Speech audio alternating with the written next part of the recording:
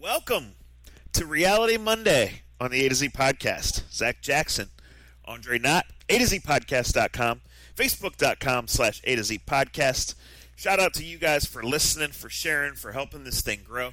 Shout out to Scene, to the Honeymoon Girl, to American Fireworks for sponsoring us. And Andre, on these cold, miserable Mondays, there's nothing like a quick warm-me-up from your local get-go to keep you going. Yes, get going. All the things that you would need on a day like this to drown your sorrows. And I don't know what was more sorrows today when I looked outside and it was gray, or watching the fourth quarter of a game with a bunch of dudes that didn't want to play anymore. Yeah, so I had to do some things this morning, and as usual, Monday morning I was kind of half-assing them, and then when I finally got motivated to say, all right, I can't waste any more time, I was out, and it was raining so hard and so cold. I was like, the reality that it's really fall, and I love many parts of fall, but the reality that outside White Claw season is coming to an end really smacked me in the face. Oh yeah. Otherwise, I'm in a good mood, I got to tell you. And obviously, we're going to talk about the Browns. The NBA season starts tomorrow, which is crazy. I want to touch on that. Wow. There's some things we've forgotten just because last week we were only able to do one podcast, and then the Indians and Browns having big news and big games over the last several weeks has done that. So, Dre, at the end, I do want to do a baseball minute because I want you to be able to reflect, now that we're a little further away from anything, because I think that's important, especially for the few wackos who listen who do care about that sport. But you want to go into Browns, or you want to talk about some other stuff? Because I realized I haven't shared any travel adventure stories. And also, there was a high school football game the other night where they scored 100 points. And I got to tell you, I've been following high school football. Do you have more clarification upon what happened in that game don't. than maybe we had Friday? Okay. I don't. So maybe we don't get too far into it. But I want to say, for as long as I've been alive, I've followed high school football to some layer, to some level around here. And I don't remember, I could be wrong, but in Ohio, I don't remember a team ever scoring 100. And please, if you are listening, this is not a real take because I don't know. Thank you for clarifying that, Andre. But my first thought was, honestly, both coaches should be fired. The one who lost for taking the game and the one who won for letting that happen. Well, the first question I would ask you is then, should we be talking to the athletic directors? How do you allow your team to get into a game like that? And I don't know enough about the parameters of that Friday night game. I know what it was like being in a coach's booth. And it's fun. You know what? We're going to do this the right way. We'll just start off with our Friday nights in high school football and work our way into the Browns. But because the funny thing is, I went to the St. V game and shout out to Coach Borman, who I know is no longer a football coach, but he's helping out. And he knew it was raining, and I was waiting for you in circumstances that were I wanted to go into the game, but I didn't want to be – I just wanted to go to the game. Anthony obviously is on a text thread with you and I. He heard me bitching about you and just was like, all right, man, it's halftime. If you don't want to get wet, I can put you in standing room only. I can bring you in the booth. I didn't know he was going to bring me in the booth. He brought me in. Funniest thing about being in the booth, though, was right as the third quarter was starting between St. V and Bookto, was like, the coaches are like our age now, like they're us. They got kids, families, buddies at other games, Twitter accounts, like they do all the same stuff. And one of the coaches goes, "Holy shit, you got to see this Maslin score." So then for like 3 minutes, as they're calling defensive plays and calling plays, we're trying to figure out who the heck Maslin was playing. Because the score was so outrageous. I don't know enough about it. I know people in the Maslin school system. I don't want to bite off more than I should at this point in time, but we need some answers. There ain't no way in the world somebody should be scoring 101 in high school football. We'll revisit that. I'll leave it at this. In the second quarter, they ran 12 plays and scored 56 points. In the second half, they only ran 5 offensive plays, but they scored 28 and got to 101. Let's find out. Let's find out. Yeah. Well, the only thing I would say to that, if because I've heard kind of those same numbers as well, and you can't fault if they're their fumbles and interception returns. I'm not I go off the old Jimmy Johnson theory of this. If you don't want to give up 50 points, stop them. Sure. If you're still throwing the ball around and fumbling the ball, I can't tell kids. And if they're backups that were playing, it's just a bad situation. Like I said, maybe rather than fire the coach, the athletic director is the one we should be talking to. Well, Larry Karras at Mount Union for years had a lot of teams that could have got 100 on these teams in the first half when they played the Wilmingtons and Mariettas of the world, right? Right. And they never did it because they ran the ball up the middle, they kicked field goals. There's just things you do. If you get within screaming range of that triple digit, man, you can't do that. You can't do that. And I don't think that I'm sure the circumstances were just freaking loony. But wow. Yeah. Okay. Let's go back to Friday. Let me work on Friday. Big night for Manchester, your alma mater. Come back on Orville. 67 burger, eat shit smuckers. You sound like Andre not talking about hoping. Don't do that. We're off and running. That's great. I just bring that up because we were like two little school kids on Friday night trying to keep up with our high schools and who they were playing and the scores and Massillon, or then we get the Massillon game that pops up. But Manchester was down 21-0, I believe. Correct. And then they onside kicked 3 times in a row. And I know for people that came over for the Browns, we'll get to it. You don't want to hear us screaming and yelling already, but it just tells you our true love of football. They led the game off, and they have one of the most conservative coaches of all time. Were they that afraid of their return guy that they onside kicked like 4 times in a row to start the game? Yeah, well, I would say they were more 17-yarders than true onsiders because, the kid is dynamite. He scored a 60-yard touchdown on the first play of the game untouched. Okay? Yeah, he's unbelievable. Yeah. But yeah, it was certainly as interesting as could be because it went from 21-0 to 67-31. So that was and Orville's got a good team. And then I'm going to tell you off the air because I don't. I'm going to tell you off the air about some of the things I saw. I meant to do it there. Do it that way. But I do want to say this. I want to shout out to Fox 8, to JT, who everybody knows is a friend of the show and has been on. When we were little kids and becoming on our way to the football nerds and overall nerds that we are today, sitting here leading our podcast with high school football talk as 40-year-old men. But, whether you cared a little or you cared a lot, and I guess I'm thinking most of you cared more than a lot if you know what I'm talking about, and I think most of you do know what I'm talking about. Whether you went to a game on Friday night, it was your local game, or it was a bigger game, or you did something else on Friday night, at 10 and 11, you watched the news, and that's where you got all the scores and highlights. Right? It wasn't no Twitter, no Yappy, no text messaging. So and so sent you the score. So and so said you'll never believe what happened. All this stuff. Like you said, guys in the coaches booth are following other games. It happens. Right. But Friday night after the madness and was having a few beers with buddies and the Fox 8 chopper. Which is an awesome thing, had been at the Manchester game early. Well, all the highlights were Orville running for touchdowns because then they went on to the next game. But when I saw Bookdale wearing the red uniforms, I wanted everybody off my lawn so fucking fast, Dre. Well, my boy Chill Will, the AD at St. V, put up a video, and I was having dinner with my kids, and he was like, "Big night down here at Green Street. The Griffs are in town," and he even said something to the effect. I know they're in red, but that's really the Griffs. And I was like, all right, that's got to be some warm-up shit. I was like, maybe Ricky got him some red shirts or something they could wear, whatever.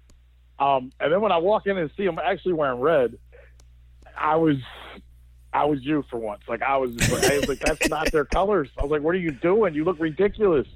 It's fun. And the reason I wanted to bring up high school football and go right into the Browns because Ohio State, I got to be honest with you about the Ohio State thing right now.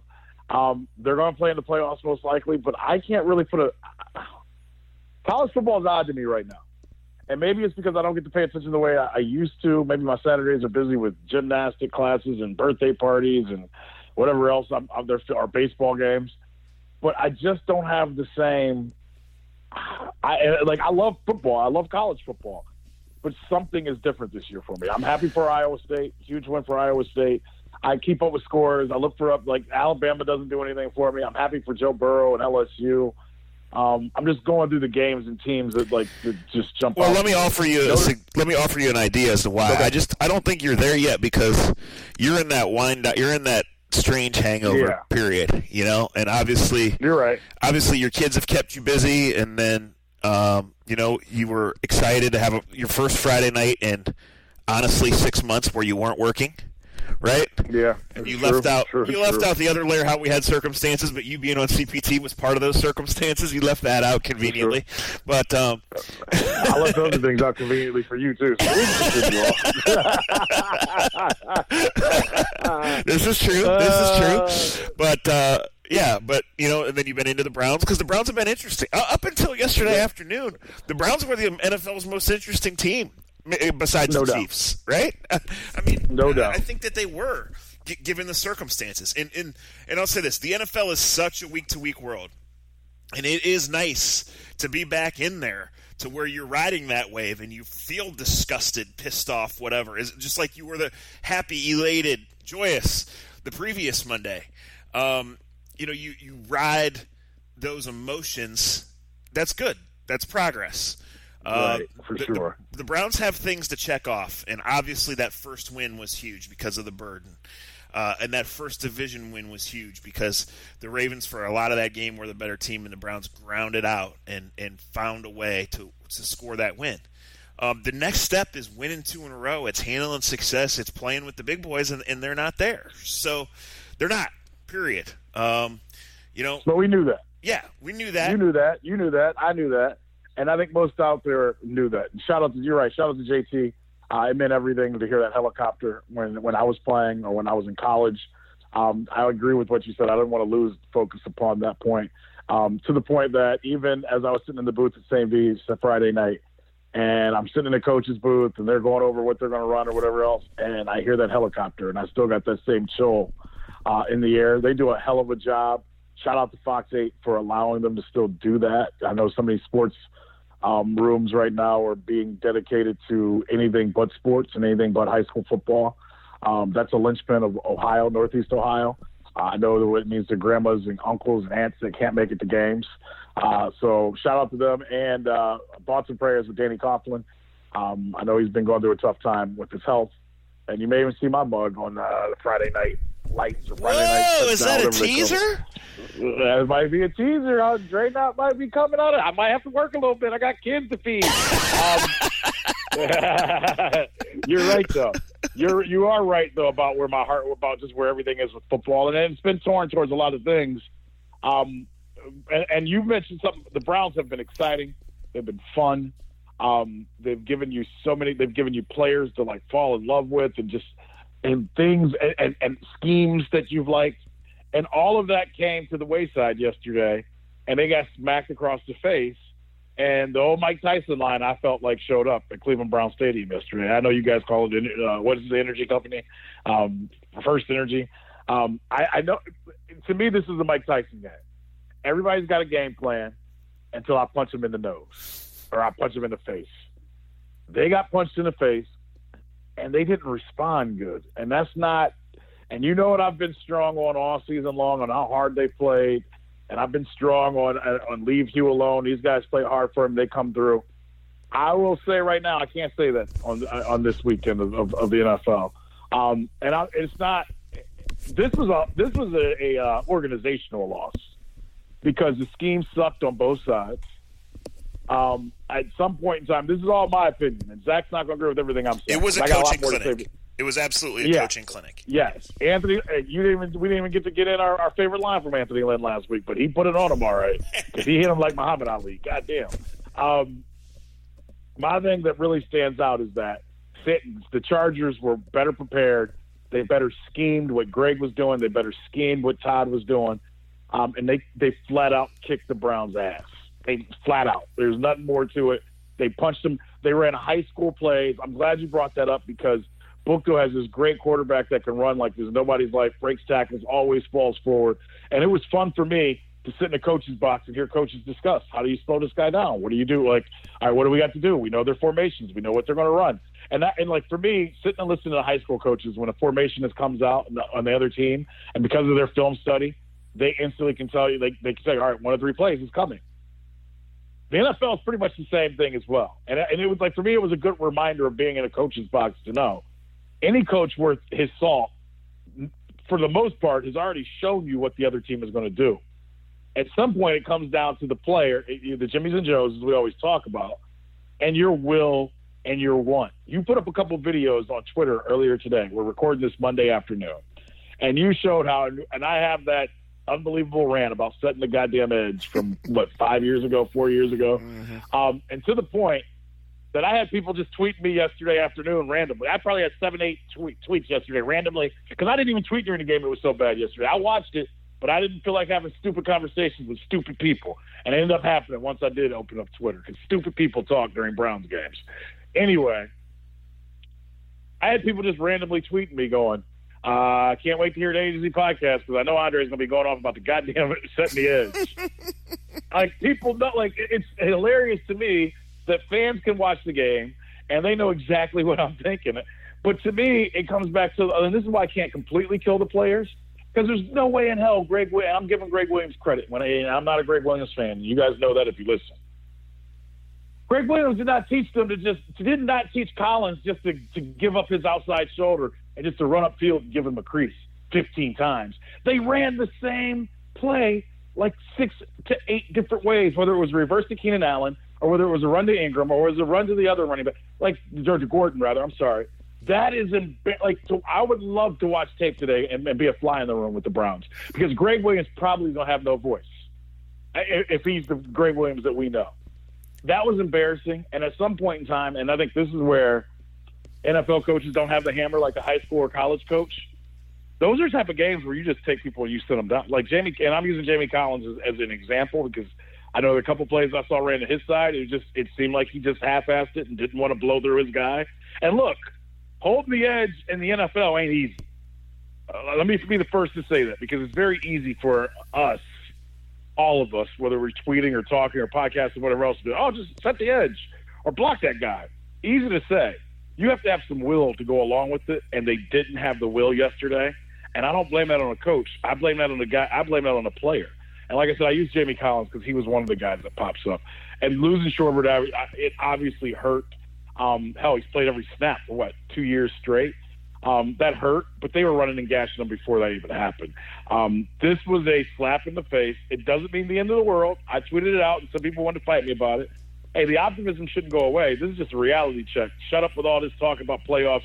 Shut up with talk about putting a rookie on the side of a building. Right. The reality of the NFL hit the Cleveland Browns yesterday. Yeah, Jared, when you give up more than 9 yards per play, which it was through 3 quarters yesterday before the Chargers ramped it down, that's an all-around, right? That's coaching, playing, executing, scheming. That's not tackling, getting caught out of position, being lazy, being slow. That's all of the above because that shit doesn't happen. That doesn't happen in mismatch high school games, right? Like it doesn't. As far as the effort thing, it is always tough for us to talk about it without knowing, right? Tougher even than saying so-and-so was the culprit when somebody gets caught out of position because we don't know the play call. We don't know that stuff. Right. But especially with effort, it's always dangerous. However, when you watch, and it's not just those 2 plays I put up, it's clear that guys had enough. And if you're making a list of things to say for Hugh, this team hadn't quit on him. And again, I can't sit here without knowing and say they quit yesterday. But the eye in the sky don't lie on that, and we'll see. Eye in the sky don't lie. And, they don't. Bigger picture, I wrote about hearing a longtime player talk about the victory Monday. Longtime players on the air, locally and nationally, have said, maybe the Browns have a little entitlement problem. Maybe the Browns got ahead of themselves. You can make the case that the Browns are just exhausted, 3 overtime, all of those things. And I'll listen to all of them. I didn't think of that part. Yeah, well, I'll listen to all of them. I'll say this. Bigger than any of that is that it's just one game. And the next one is important because we know if they lose the next one, we know what's coming, right? And a part of that is all the Snoop Dogg stuff and being declared America's darling and Victory Monday, all of that. To me, This is a team that's counting on Rashard Higgins. This is a team that just got beat by the same 3 plays dressed up in different formations over and over again. So it's a flawed team. It's not a playoff team. It's not within a paragraph of a playoff team. So we'll see. It will be interesting from a schematic level and from an effort level how they bring it in a game they can win. In a game that last week I did say should win. And what did I say to you? And I said to you, hold on. And I said, hold on a minute. Let's get through this week before we start talking about what could happen in Tampa Bay. You're right. You can just see it coming because you just made one comment, and I totally agree with this. And you felt this way 24 hours ago, 30 hours ago before they even played. That they were you said they're paragraphs away from being a playoff team. All those things you said, Zach, I totally agree with you. And I think you felt like that Saturday when you went to bed because I did too. Yeah. Oh, yeah. No doubt. I mean, and unfortunately, the reality for some people, and this is everything in life, you need to see it to believe it. A lot of people can get caught up in, hey, they played Baltimore hard. They won the game. They should have won the game in Oakland. I'll give them credit for how they've shown up and played. And I'll give you credit. I remember one of the quotes I did read last week is, even though he was a smartass about it, and he came off, snarly. He came off in a way that made you not like him. But he was talking about everybody's circling the wagons, and now everybody's going to try to jump on the bandwagon and such. And he basically said, "Hey, this isn't the time to be reading what everybody's saying about us. We need to play." And they did not do that. So is that his fault? Partly, he's a head coach. Falls back on him. But it also tells you, and I'm glad you wrote about, because when I read last night, I kind of chuckled because I could guess who said what was said, but that's nor here nor there. You don't know, by the way. You don't know because it's not someone normal. But go ahead. Okay. Which is fine. But see, and here's my thing, and here's the tug of war. It's like being a parent, being a coach. The Victory Mondays thing, like old school coach. I love old school players. I love guys that used to play. Because we're all the same. We didn't get Victory Mondays. We ran uphill both ways. Like, we know all the stories, right? Like, right. That's just how it goes. They're not as tough as – like, Matt, I think I've said this on the podcast before. Underwood and I have this long-standing thing that we do. And I know Rick Manning will never listen to a podcast because he won't be able to figure it out. But where we can be on a road trip and we know, like, whatever old school guy is in the other booth, they're going to come together and they're going to bitch about the young players. Now the young players don't work as hard or don't do this and don't. And it's like they love the game, they love the players, but that's what old players do. My point is, Victory Monday is an NFL thing. When you win, you get the day off. And I think it's a slippery slope. And like I said, it's a lot like parenting for me. Every parent has their way of parenting their child, but when their child, gets outside, they're going to learn from what your kids are doing or what like everybody's got their own thing. So, okay, you don't give them a Victory Monday last week. I don't know how that plays into what happened on Sunday, but I understand the thought process. The Browns, the way they played, it's fair to say they didn't deserve a Victory Monday. And I hate it's true. Well, though. Sure. Because it's like you gave them a slice of pie, and they ate the whole damn pie and got fat on it. And look, the only people that can get fat on stuff like that is A to Z. You can't do that as a football.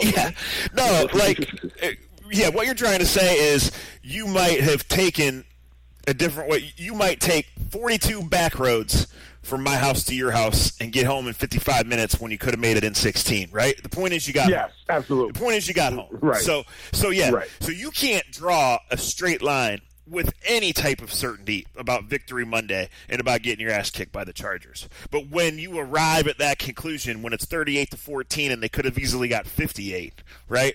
When you were at home and had the momentum and the Muni lot was packed and the weather was perfect and you had a chance to prove yourself that you were ready to be one of those AFC teams that's talked about, no, you didn't. So this is where you are. And like I said, it's going to be about the response because the defense, which had delivered 4 really strong performances and 1 stinker, laid an absolute stinker and now plays 3 of the best offenses in the league the next 3 weeks and lost its guy that plays every single down, right? Yeah. And before the game, talking to Daniel Jeremiah, who does the radio for the Chargers, he laid out, I mean, this guy knows a lot of football, a lot more than us, a lot more than you guys listening too, right? He laid out some things that he really liked about the Browns, big picture, and in that game. And then he said, But if I was the Browns, I really wouldn't like T.J. Carey versus Keenan Allen in the slot. And guess what? It wasn't just him. I mean, they ran the same version of plays to the edge. Yep. Phil Rivers did what he did in dumping the ball out and then fearlessly threw it down the field. Not just to Keenan, to Tyrell Williams. They didn't even have to show you everything because they were just killing you with the same stuff, the same end around, right, the same to the edge action. And we saw that the Browns could not get there, Dre. And it's, but this is okay though. This is the NFL. This is how it is. Works. You've had some success. You've had some success in things, and once you've had some success, they're going to take that away from you. I heard them talk about last night in the best football game of the year, Kansas City and New England. And it tells you how good Mahomes is. It's like the good teams make you play left-handed. That's always been the Belichick thing. But every good team takes away what you're good at. Yeah. Or you're going to try to slow down what you're good at. And defensively, Greg. This isn't pile on Greg Williams' moment. It's not, because he's done a hell of a job so far this year, in my opinion. But Greg Williams' defense has been around for a long time. Guys calling plays for the offense on the San Diego side, been around a long time. The head coach of that team, been around a long time. Right. When they know your personnel, they know what you like to do. I think Daniel Jeremiah told you that he didn't tell a secret. Yeah. Daniel Jeremiah was basically saying, okay, we know they're going to like the blitz. They're going to put Denzel Ward one-on-one. That kid's played really well. No point in even going at him. We'll just, we'll make those linebackers play because there's not a lot of depth with them. I mean, the game plan was pure. And to be honest with you, the Tampa Bay, and this is why I said this to you a week ago, Tampa Bay could go out and do the same thing. Even though they have no running game, they will throw for 400 yards on your ass. They'll give up 500, but they'll throw the ball. And with their receiving core, they can do the same thing. They can say, okay, Denzel, go do what you got to do. Take away our number one guy. We trust our 2 and 3s. And their third next week is going to be a guy that can run past everybody. And Deshaun Jackson, who's an yeah. Here's the crossroads, Dre, that I see both micro, macro, both right here, Sunday to Monday to the next Sunday, organizationally, right? It was just one, and everybody has them. And the quicker you can move on, the better. You needed to go 1-1 against the Ravens and Chargers, right? You did. You can beat the Bucs. But I hear Hugh say this is not the team I envision us becoming, and that envision strikes with me because we know this is an experimental year for the franchise, right? We know this is not yet a roster that can really compete for something. It's a living, breathing NFL roster, right? But like week 6, week 7, we're here like, it's time to not be envisioning. It's time to get to being, right? And even if you take out those first 2 years where they sold you this vision that was shit, So, shrug it off as one and move on. All you can do. But man, like it's time. It's time where the teams like the Chargers and the Ravens. You saw how they handled their business yesterday off their loss, right? It's turn-up time, man. Yep. It's the middle of October. The real teams show up. Yeah. Let's talk about the quarterback. I'm not here to kill him. I've been very impressed with everything about him. Some things showed up yesterday. Yes, he turned his ankle. And this is just some people aren't going to like what I'm going to say. But for being a former athlete and being around athletes a lot, and no offense to anybody else that said it differently, but when I hear certain people say, oh, well, he probably played differently because of his ankle, I say bullshit. Anybody that's been around any other athlete or any athlete knows your ankle only hurts or your arm only hurts or whatever only hurts. And I'm sure I could get players that play right now that would agree to this. Only time something like that hurts is when the game's not going on, like in between plays, like you may feel it. But when you say hut and the ball's in your hand, like you may not move the way but that's not what's on your mind. If it is what's on your mind, you get killed. Does that make sense? Does that make sense? Like I hear people say, well, no. When you're a quarterback and you got to call plays and you got to have things set up, he may limp for a minute after each play, but once the play starts, you play, unless the thing is broken. And I thought he played. I thought the San Diego Chargers did a great job scouting and preparing for him. And at times they would bring 3 to 4 guys and had him jumping around, and he saw ghosts. And it's okay. It happens. Like it's like my son who's 4, who's now riding his bike without training wheels, and he rides around on a scooter like he's going 100 miles an hour, and when he doesn't have his helmet on, his mom screams at him, and I'm like, it's okay. He's going to fall down. He's going to scrape his legs. He's going to learn. Right. He's going to learn. And that's what happened to Baker yesterday. Yeah, he slipped and he hurt his ankle. But you know what? I've seen some of the – like Doug Williams – and see, when I hear people say that, I cringe because I can go back to Doug Williams in the Super Bowl where he blew his damn knee out and threw 4 touchdowns that same quarter. Right? Like guys get hurt and make plays still. This came down to a rookie quarterback getting treated like a rookie by a really good defensive coordinator that's been around for a long time with a good pass rush. Brown's biggest problems are the edges. They can't block well on the outside. They couldn't stop the run on the outside. And yesterday, because your quarterback is a little undersized, I'm not killing him. I'm not calling him a midget like my partner does. I'll let him do it, but I guess I just did. but the pocket swallowed him up at times, and you're going to see more teams do that. You saw a lot of half zone, half man against him yesterday, which show one thing. Well, that was his welcome to the NFL moment. Sure was. Yesterday. So we'll see. And he gets to go against a terrible defense next week. He's going to have a new defensive coordinator who probably will be vanilla in the first half, probably have a couple they're probably trying to run the same stuff San Diego ran, right? Because they got a new defensive coordinator. Yeah. But yesterday was the beginning of Baker Mayfield's career, not the first 3 weeks. He had been really good getting the ball out quickly and really accurate, and he wasn't. So we would have to know, right? We would have to see the coach's film and really watch to see what was taken away and what he just missed. But they started hitting him early, Dre, no doubt. Yes. And then the flip side, because, again, he's a rookie, and this is always how it is, especially with quarterbacks. The ball to Callaway in the end zone is as pretty a pass as any that was on TV, Pat Mahomes included, and it just doesn't get caught, right? Flat out, right. Incredible throw, beautiful spin, beautiful location, freaking balls to step up and throw it, vision to see that it's going to be there, and it just doesn't get caught, Right. And that's disappointing. So John Dorsey knows what he's talking about, guys. He knows what he's doing. This wasn't a one-year fix, and not all of his moves are going to work out. They chose to invest in the running back position over the wide receiver position.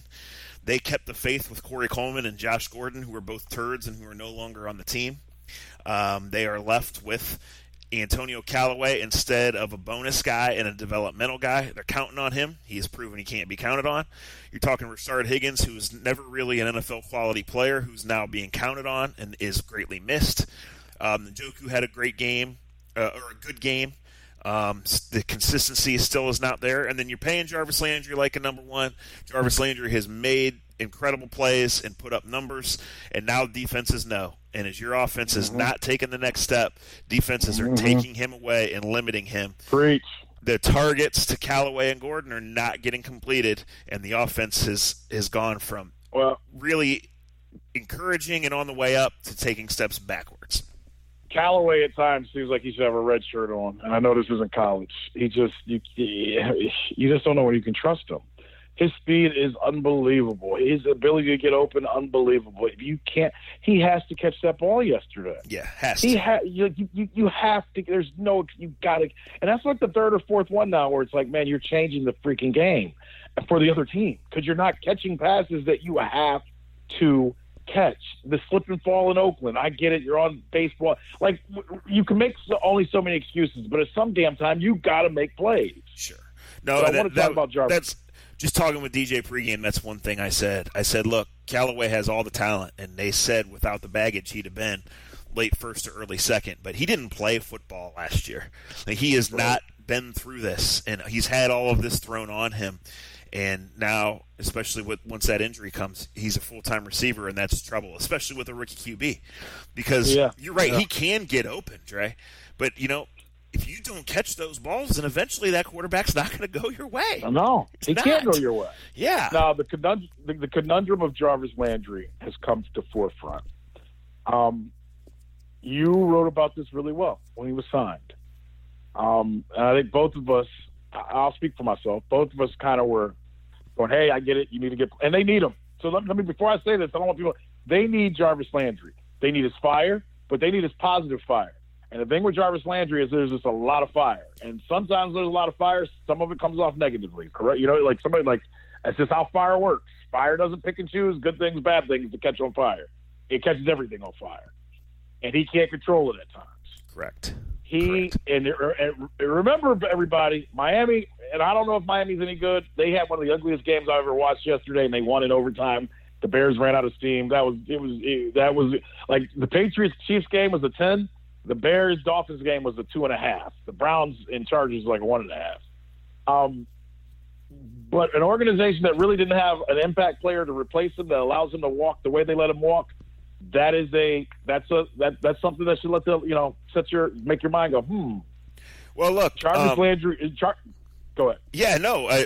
Let's go big picture here. I mean, the first three guys brought in for this rebuild were Jarvis Landry, Tyrod Taylor, and Demaryius Randall. All of them proven NFL players. All of them given away for various reasons by their old teams. Right. Tyrod was declared your leader. Couldn't help you win a game. Jarvis, really talented guy. You gave him the money. You're counting on him. He's not played great in the ones you've won. He played a couple good games early, and then Randall was. He played really good with Taylor. And Randall's really been good. Randall's been good. He should have broke up the touchdown when all three of them there. Yeah, but I mean, that's where they are. Like, and honestly, that's why you stockpile these mid-round picks. So next year you can go get these guys too, while you are still trying to build something and build this talent level. Let's say this, Trey. Wait. I just want to finish about. There's a couple more things about Jarvis I want to say, because here's the hard thing about Jarvis, and I talk about all the fire around him. He doesn't have the same rhythm, the same magic that he had with Taylor, because they worked all summer together. He doesn't have that with Baker. That's quite obvious. But the conundrum of conundrums with Jarvis is you paid him. He deserved. Okay, it's not up to me. You had to pay him for a lot of reasons. But on Sundays, you paid him like a number one. He can do some things a number one can do, but not all. Miami came to the conundrum of he's not a number one receiver. He's a receiver that can play in the slot and give you a ton of balls. He's Edelman plus. You name me a good slot guy, and Jarvis is right there with him. The problem with the Browns is they don't have the luxury of just putting Jarvis in the slot and putting whomever else on the outside. He has to play all over for the Browns, and now the conundrum is you have this high-paid wide receiver who doesn't have all the abilities or the I don't know, like, he's a good receiver. He's not great. And when you roll coverages to him and you put really good DBs on him, there's ways to slow him down, especially if you're not using him as strictly a slot receiver. The conundrum of bringing Jarvis in. You needed Landry. You wanted him. But now the reality is other teams know that he's about all you have in the passing game, and he's not the top six guys that can just get open no matter what. Right. And look, there's like six guys that can get open no matter what you cover him with. He ain't one of them. That's the conundrum of Jarvis Landry. Amen to all that, and I'll add this. Jarvis's body language sucked yesterday. Well, everything about the day sucked. It's just one game. We move on. The problem is Jarvis has to be engaged and leading positively for the Browns to win shootouts against the Bucs, against the Falcons, for the Browns to have any chance to win in Heinz Field. The guy has to make plays. The shit has to be positively contagious. We'll see. Mm-hmm. We'll see. Okay, so I mentioned his shit was contagious yesterday. Yes. It wasn't good shit. Yes. I mentioned earlier, just being Monday morning wine session and then dealing with the weather. But I got to say, I am in a good mood. Before we close it up here, let's send some shout-outs, some positivity. I'm going to start here. I got a couple of them, but I'm going to start with this one. To those of you loyal, dedicated fans that still care about the Cavs and still excited for Wednesday and Sunday and onward, all the positive, all the good vibes to you. I hope you enjoy it.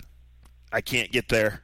I can't get the least bit excited. I'm just saying I'm not going to be that guy and shoo you off my lawn or tell you that I'm better than you, because I'm not. We all wear the same sweatpants. Mine are comfier, larger. That's my first positive shout out.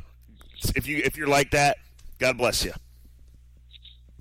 I second that. I'll watch as it comes. I won't watch a ton.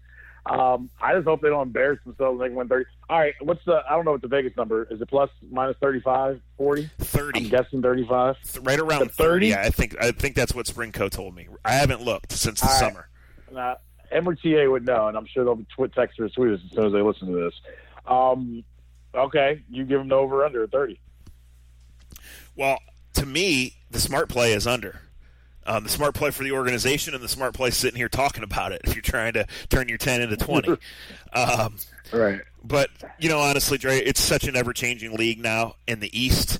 I think the fall off, you don't know. I mean, you just don't know how this team's going to play because these guys aren't there. Everybody's in new roles, so we'll see. I'm gonna go. I want to go over so bad, but I just can't. That's fair. I think that's perfectly fair. I want to. I really want to because I just think. All right, on my positive days, and I'll be quick with this. On my positive days, Zach, I look at them as, all right. I'll go Tristan Thompson on you for a second. You do have a bunch of good players that have played in big playoff games and played in big moments and been on all these big moments, and they got to have some pride. And you bring in the young bull, as they're calling him, and I like Sexton. You would think of the East, and you would think with how many bad teams or teams that are kind of where they're at, that you could go almost 500. But then I know better, and I know what happens in this league when shit doesn't go right for a couple of weeks and people roll over. Because their starting point guard is their winner. Like, you go through their starting lineup. Most of their guys have won. Now, they've all played with different reasons, different players, and there's no LeBron coming in to save the day. But you would like to think – all right, I'll put it this way. This roster looks and is way more talented than the roster that LeBron left the last time. That I would think would give you, I would think would give you 35 victories. But that's like Congrano being the tallest midget. No doubt. And I've been that in a couple cases. You take that run when you can get it now, all right? Well, look, short of the top 22 teams dropping out of the league, you can't win the championship. So, even when you look at the roster, the goal should be, to see what you got and move some of these guys whose contracts are going to be appealing to teams that are actually trying to be in contention. So, speaking of moving guys, look at what J.R. Smith has become in our society, in our Cleveland society. He's like a ambassador of Cleveland loves him. It's like because LeBron's gone and because the Indians walk the way their season ended and everything else. J.R. Smith is he's tweeting out the night before games and Browns games. I'm tailgating. Tell me where you at. He's tweeting out telling girls downtown, hey, don't be coming up to me. I'm just trying to kick it with my boys. He's become like Ben Axelrod won't have a job when they trade J.R. Smith. Ben just tweets everything J.R. says and gets hit. It's perfect.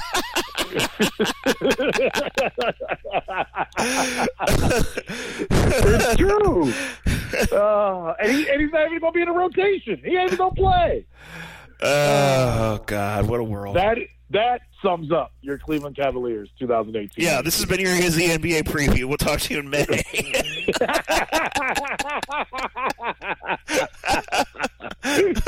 All right. Doing a podcast with us about it. Shit. Random number. So we talked about growing up watching the high school football highlights on Fox 8 and on Channel 23 in Akron when that was a thing and all that. I saw this tweet this morning, and it struck me. Because we also grew up on Saturday mornings watching College Game Day, right? And studio show, and just awesome. Again, so important in the pre-internet era. It's how you stayed connected to Texas and to Georgia and whatever. Now they've been going on the road for a long time. Only 11 Power 5 schools, Dre, they have not done a game day from. What? 11? That's how old we fucking are. Damn, that's unbelievable. Yeah. They've done some Division IIIs now too. They've done, right, done I remember one time they were at Bowling Green, Northern Illinois. There were some Division IIIs a couple years ago. It was legitimately Mount Union finished second on one of those weeks to get in game day, and it's a big deal. I've covered games where it is. It's a huge deal.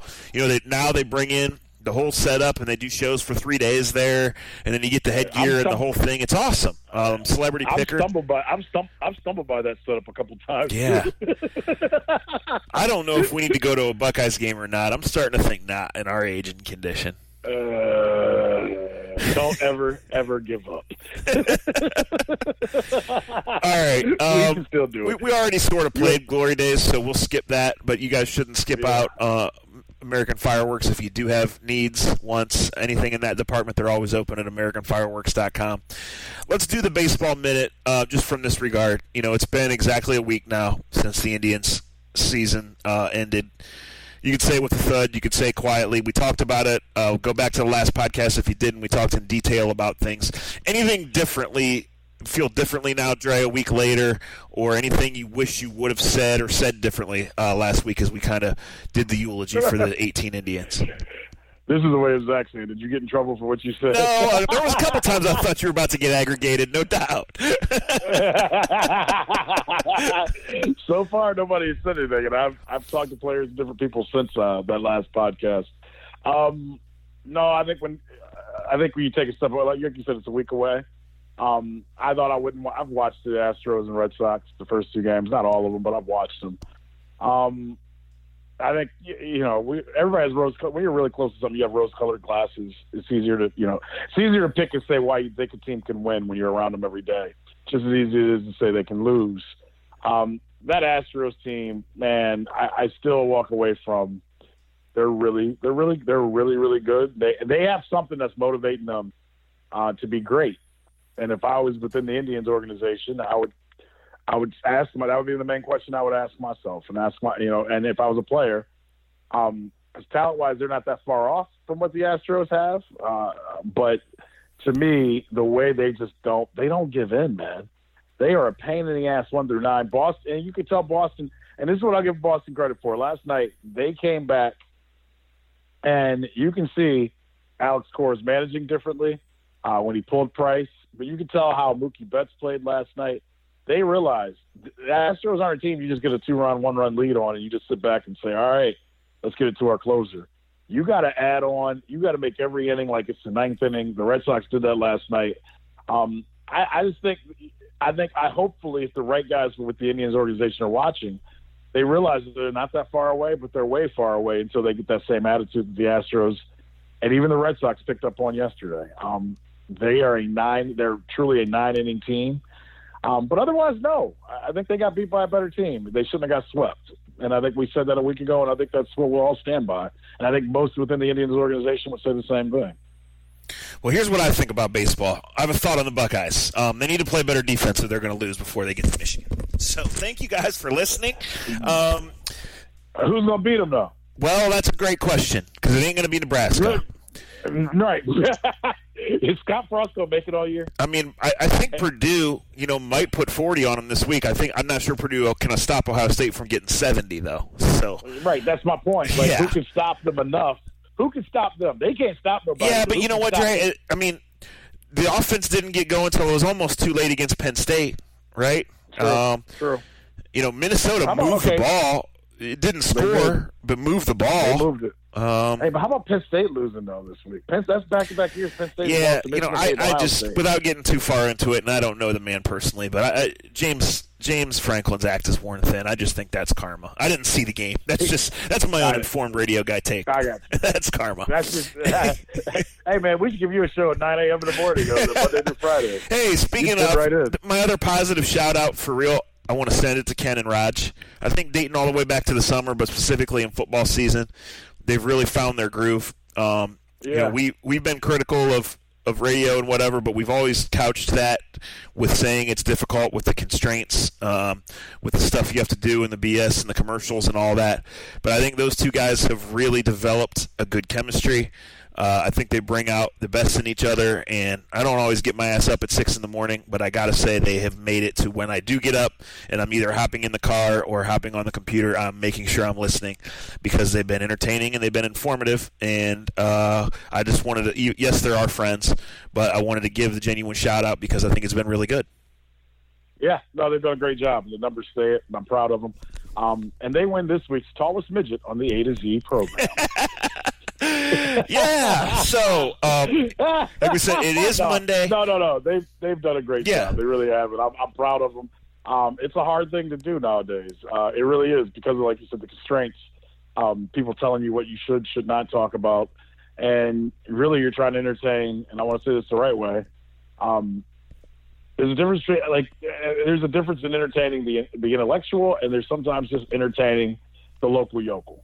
And they've found that happy ground to take care of both. And I give credit to a lot of people can't do that. And not to high horse this at all, but it's like sports radio is never really intended to go deep. I mean, a lot of it is lowest common denominator, right? You're trying to incite emotion. You're not trying to crack the Da Vinci Code. You're throwing out things mostly on things that don't matter in the big picture. You know, look, football season is so fun for a lot of reasons. We're junkies, but the week to week. I mean, this is how the NFL became the monster that it did. Right? You get whatever your level of emotional investment is in Sunday. It comes out on Monday and Tuesday, and then you got all week to listen and read about the next game and build up, make your food, make your plans, get your tickets, get your tailgate spot, piss in the muni lot, whatever it is, right, to get to the next game. And it's such a perfect week-to-week cycle. You know, when you're involved in it, you really learn to try to ride that coaster without going too high, too low. When you're just rooting, sometimes it's hard, but you learn. You got to temper. You got to take a step back. But it's cool. It's been a lot of fun. And so anyway, what I'm trying to say is we both have some commitments later in the week, but we will do at least one more A to Z this week because it is Monday. So we will work out when our commitments are and aren't, maybe get a guest on, decide when we can get together and do that. Anything I left out, Dre? No, man, you hit it all up pretty well. I'm going to go try to crack the Da Vinci Code right now, see how far I can get as I turn on. Never mind. I'm just all right, we're gonna read up on this Maslin thing. We're going to make some calls and find out. We're going to talk about that. Yeah, let's find out a little bit more because I don't want to kill. I know exactly the first person I'm calling. And I'll tell you guys on the podcast. David Lee Morgan, your ass is getting called. You know what we should do? You know what Maslin plays at Louisville this week? You want to talk about people watching fucking Super Bowl? All right, before I say too much, we'll see you next time on AC. I know exactly what you're trying to say. You're so dead on. If I had nothing better to do, we would go there and just... Goodbye.